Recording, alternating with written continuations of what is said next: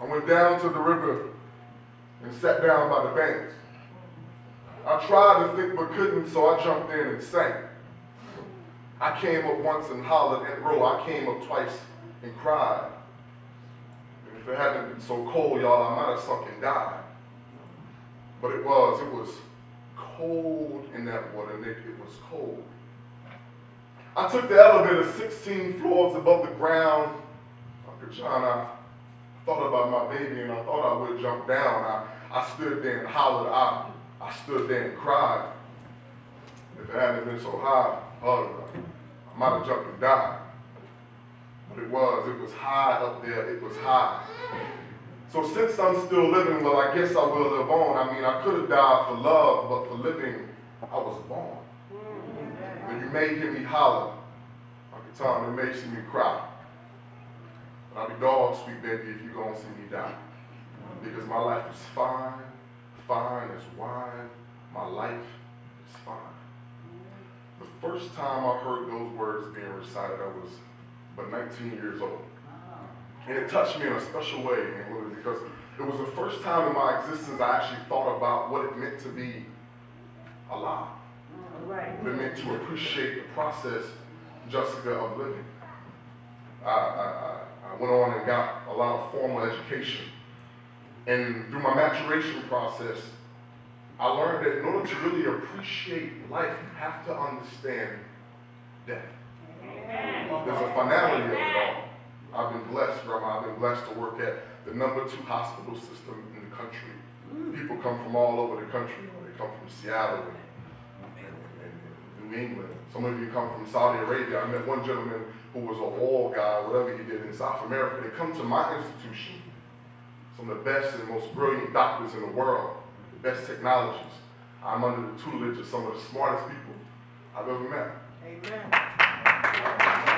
And people come. They come for cures, they come for management, for therapy, and the best that we can give them, Uncle Bobby, is a rain check. We're merely postponing the inevitable. It's going to happen. Yes. Young people, one day you will meet that maker. A little girl at the age of 19 years old, one day found herself scared. Covered in the confines and crevices of her womb was a mistake. Was an embarrassment. She found herself confused. How can I, Jesse Jackson's daughter, top of my class, how can my veil of promiscuity get exposed this way? What am I going to tell my mother now? I'm with child. My blood is now his blood. So she made an appointment. She went to an abortion clinic. And she said, I don't want this mistake anymore. I don't want the evidence of my shame to be exposed. She talked to her mom, some of those old praying aunts she got. And then 30 years later, she watched her mistake walk across the stage.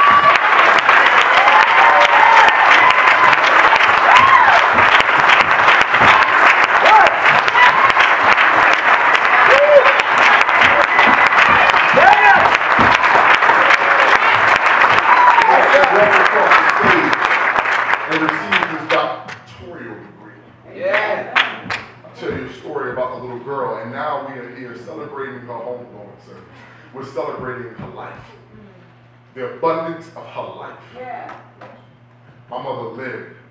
She lived her life. Amen. I thank you all for coming. I thank you all for being a part of this joyous occasion. Because you're right, Uncle Joe, this is a joyous occasion. Amen. She's in heaven now. Amen. I thank you for coming.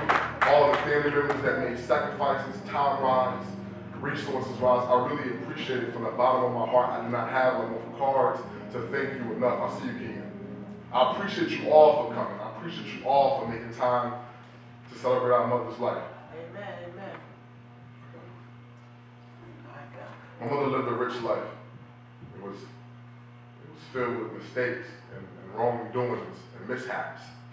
She disappointed some of you all at one point in her life. She may have borrowed money and never gave it back. It was she fell down a bunch of times. My mother was not ashamed. She's not ashamed to tell you that she was imperfect. I was telling my aunts the other day that my mother was always apologizing. She said, Jimmy and Gerald, I'm sorry. I'm sorry for not being this and not being that. She was always trying to right a wrong. Yes. But if you look at all her negativity, if you look at all the things she went through, and you pay close enough attention, I guarantee you'll find a small notebook, and along with all your birthdays and so forth. In that notebook is a long list of all the good she brought into this world. Nobody I know could walk into a room and make you not feel bad about yourself anymore. Joyce would push and push and push till she couldn't push anymore. My mother lived her life.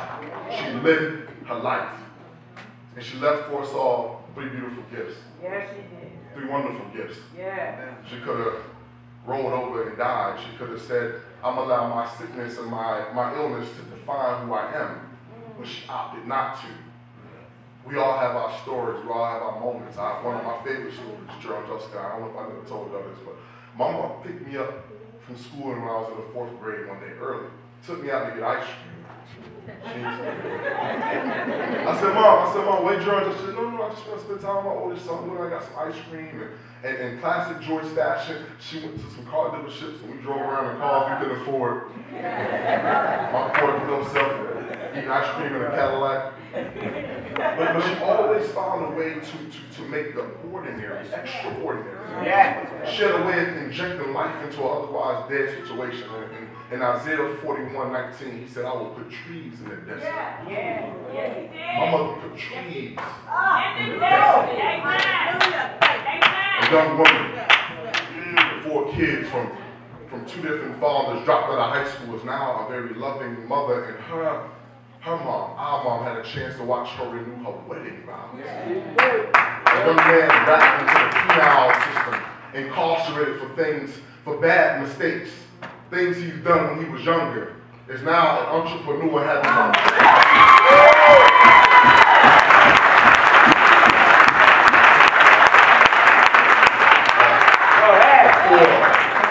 poor black boy who was embarrassed to go to school, who wore his cousin's leftovers. I appreciate you, Busy. I appreciate you. Was dyslexic and was scared to speak in front of people in Rome because he stuttered so much. And now he's speaking to presidents of universities. I'm walking in people's rooms and I'm bringing about medical therapy. My mother put trees in the desk. She was a good woman. She left a legacy, Aunt Lily. A legacy. If anything, our mother taught us how to live. And it's okay to make mistakes sometimes. It's okay to not be perfect. As long as you know who to call when you have to call. As long as you know that there's a God in heaven that cares about all your concerns. My mother tried her best to live as righteous as she knew how. I think God gave A's for efforts and she got straight. Amen. My little niece and her brilliance, 3-year-old brilliance, actually made some comments that she would like me to read. I won't be with you all too much longer. She says, Dear grandmother, I miss you so much. I wish you could play with me just one more time. This is an emergency and I don't want you to die. I still want you to come over my house and play with me. I talk about how I miss you. Sometimes it makes me sad. I miss hearing your voice and I will miss you every day. You're the world's greatest grandmother. I love you all my heart. Good night.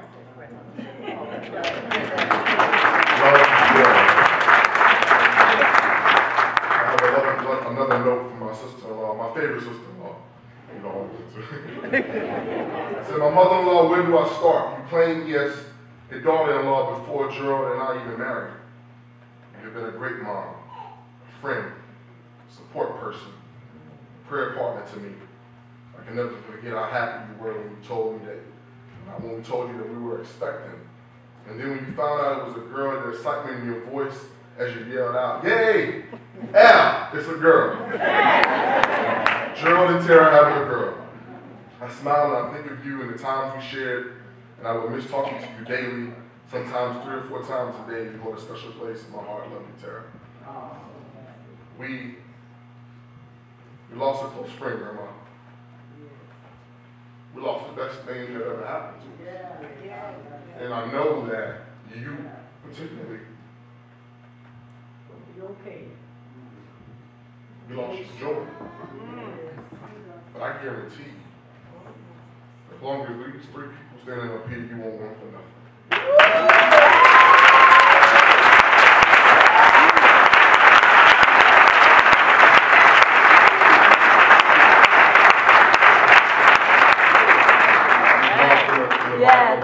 Our hearts. We love you, Pops. Mark? We love you, man. We know my mom had a special place in our heart for you. Regardless of everybody, you can say whatever you want to say. But she loves you, bro. I appreciate you for the best way that you know how to show my mother love. I really appreciate it. From the bottom of my heart.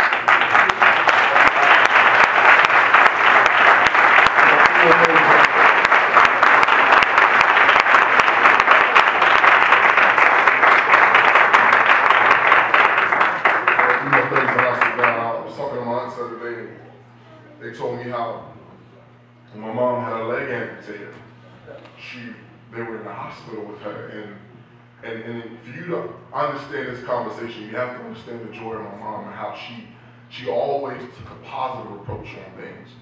So here they were, the surgeons and nurses coming into the room to roll her off, to remove her leg.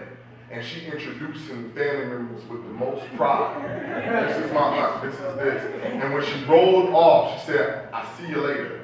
Like she was getting her hair done or something. Now, I'll tell you that story to tell you one of my biggest regrets in life. Shortly after my mom had her leg removed, she called me. And she said, you know, Jimmy, and if you really know, as she got older, and as she got sicker, her voice would soften a little bit more. And she said, "Baby, I've been praying on my leg." I said, "Are you feeling a lot of pain?" And she was like, "No, it's just, I've been praying on it. I've been putting some blessing oil on it, some holy water on it. I've been praying because I think God's going to grow me a new leg."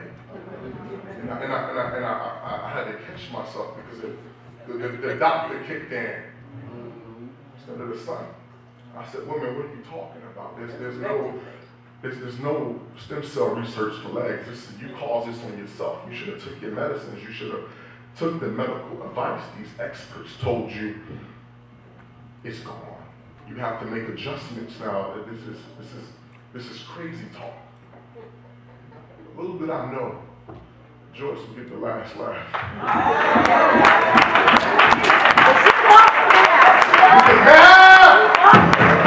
She's walking in heaven, everyone. Sitting next to Jesus, walking around collecting birthdays, anniversaries. My mother's sitting on the throne next to her father and her grandmother. Look here, y'all. She's sitting down after a long, hard day, and Jesus is walking with big buckets of water to wash both her feet. My mama got a young people, live your lives. Be courageous. Don't be afraid to challenge tomorrow. Don't be afraid to live and live hard, but live for Christ.